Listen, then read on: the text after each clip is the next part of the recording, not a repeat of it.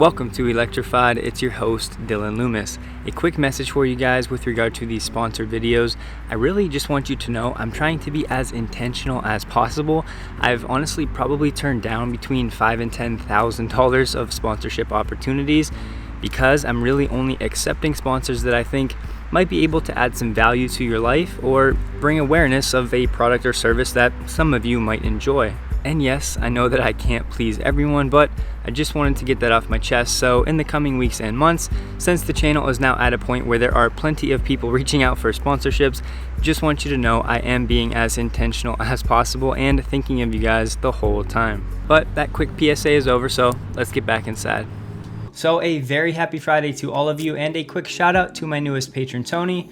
I greatly appreciate the support. First up today, breaking news, Model Y configurator officially opens in the UK. Looks like we have an estimated delivery of early 2022, and the long range before any incentives comes in at about £55,000 or roughly 75,000 US dollars. So a very exciting time for Giga Berlin and the surrounding areas, as people are going to start placing orders for their vehicles and they're going to start talking to their friends and family about what's going on. So very exciting times. Next up today on the Cybertruck order page, this is all we see. There are no specs, there's no prices, everything has been removed. There's plenty of speculation out there about what's going on. My personal 2 cents is this really shouldn't come as a surprise. The lowest model was $39,000, which as of today's prices would be $3,000 cheaper than a base Model 3. Now, that price really never felt realistic to me, if I'm being honest, and sure, this doesn't mean there's necessarily going to be price changes or spec changes, but if I had to bet, I would say that there will indeed be changes. So much has changed since 2019, especially with the supply chain and Tesla figuring out this brand new manufacturing process. It shouldn't come as that much of a surprise that Tesla is probably going to rejig the numbers and the pricing and the specs as they continue to get closer to actual production. And if history repeats itself, the longer range Cybertrucks will come first anyways, and the base or standard range Cybertruck won't come for probably years later. So maybe they will have a chance of hitting 39K at that point, but I definitely expect some changes in the pricing and specs of the Cybertruck. All right, so next up we have to talk about all of these rumors flying around about the Giga presses, a 12,000 ton variant and everything, most of which is coming from Alex's video on YouTube. Now, I've linked the video below. I do encourage that you watch it. I'm going to give you a Cliff Notes high-level overview of what he said and then share my 2 cents where I think it's necessary. Now, personally, I would tread very lightly with all of this information as it's coming from sources that we're not familiar with, but I personally don't think Alex is just out to get headlines or do anything crazy. It just seems like he's genuinely interested in learning what's going on with Tesla and specifically Giga Berlin. So Alex said he has inside information about a 12,000 ton Giga press to cast a full body. But remember, at the Giga Berlin event, Elon said this would be unwise and that basically he poured water on this idea at least anytime in the near future. So this source is conflicting with Elon. At this point, I personally would stick with Elon, but we definitely should keep that in mind. Alex said he talked to a manager about some of these things at a GigaPress machine during the tour, and then he said he had a special exclusive tour from a European manager. No explanation as to how he made that happen. He's also been approached by an industry insider. That's all the information he was willing to give. Alex did mention LT as the parent company for IDRA. It's actually LK, so just, be aware of that. Alex said that the special aluminum alloy that Tesla and SpaceX have developed really isn't a special sauce, as it can be easily replicated, but there are some other benefits in a moment. He said argon gas is actually used in the casting process to suck out another gas to essentially remove bubbles that can create weaknesses. And Alex said that the real secret sauce here, according to the engineers, is thermal regulation and how Tesla can continue to iterate this process. It's where you cool down or heat certain parts of the machine. They heat it using oil and water, and you can also strategically place holes to help with cooling. So Tesla is actually at the very early stages of this thermal regulation process where they'll have months and years to iterate and improve, and this is actually the new secret sauce according to these sources. And the simple explanation is that this thermal regulation is very important for having reliable parts that are strong and not easy to break or chip or crack.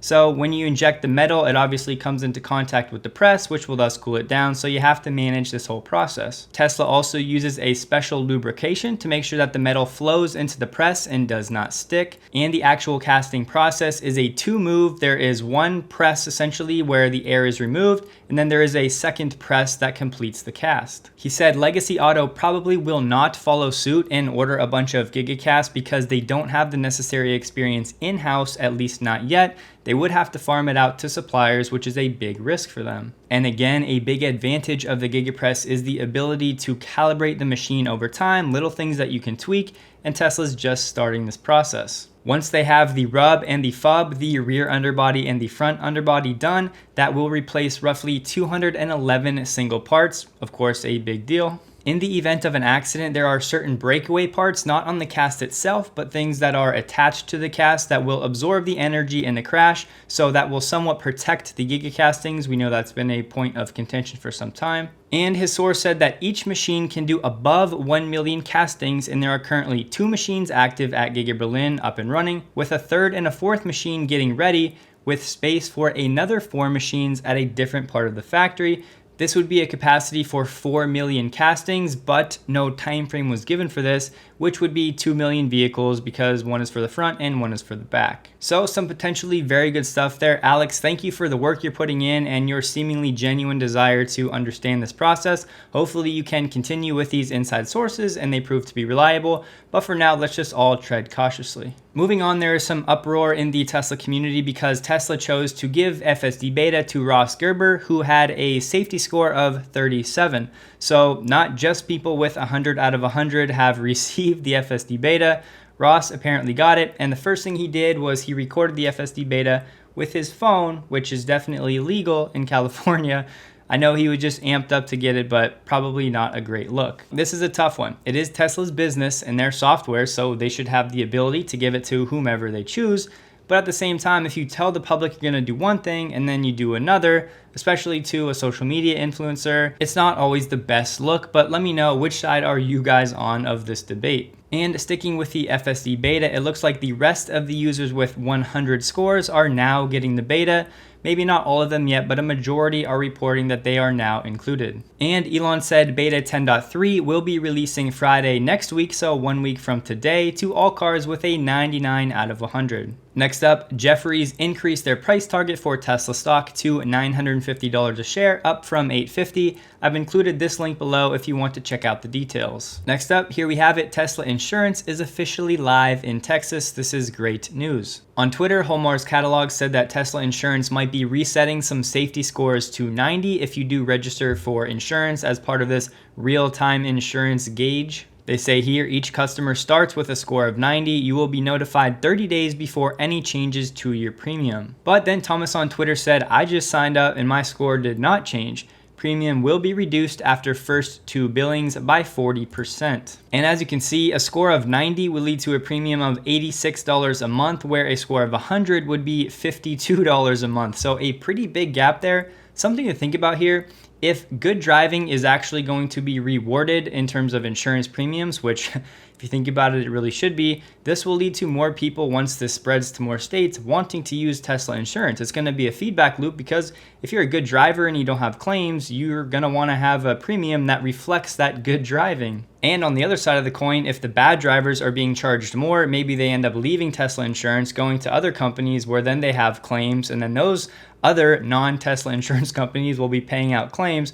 So it creates a type of an interesting feedback loop. But of course, for this to be on any sort of big scale, this is going to be years into the future. Next up, Tesla is set to capture $390 million in China's carbon market. So just real quick here, Tesla attained 890,000 points in this system. To simplify that, Chinese media reports indicate the company may reap around 2.5 billion yuan or $387 million Each credit was worth 3,000 yuan on average in 2020. That's about 460 US dollars. And on the other side, the company standing to lose the most is Volkswagen, as FAW Volkswagen Automotive was slapped with 130,000 negative points, the most of all automakers. Now, we really don't need to nerd out any further here unless you're building a Tesla financial model or something. I know most of you aren't doing that, but I have linked this article below if you want to read more. Short story, Tesla still benefiting from this credit situation. Moving on, it looks like the Plaid is back to the Nürburgring. This time, it's a modded Plaid, and there's apparently 3 different Plaid Model S's that are being tested.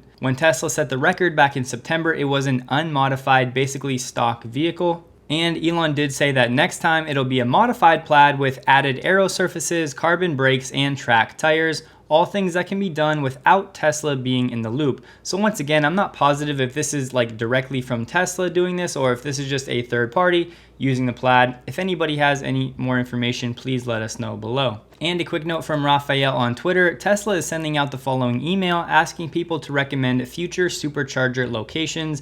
I think this is such a great idea, and this is the type of little thing that really matters in the long run. If you can bring your customers in and make them feel like part of the company even more, it's just going to make for a great long-term relationship and customer experience. And the last thing for today, I know Fridays are supposed to be part Tesla stock technical analysis, but today was actually a pretty big news day. That's usually not the case for Friday. So I might start doing some of this Tesla analysis over on Patreon. If you're interested, you can hop over there for as little as $3 a month and get access to everything. But I had to send you off on this beautiful Friday with Tesla stock at $830 per share. Yes, it did break through that 800 level, and what do you know, takes a nice run up all the way to 830 so far today. So much I want to talk about here, but I don't want this video to be too long. So that is all for today. Thank you guys for watching. Hope you have a wonderful and safe weekend, and a huge thank you to all of my Patreon supporters.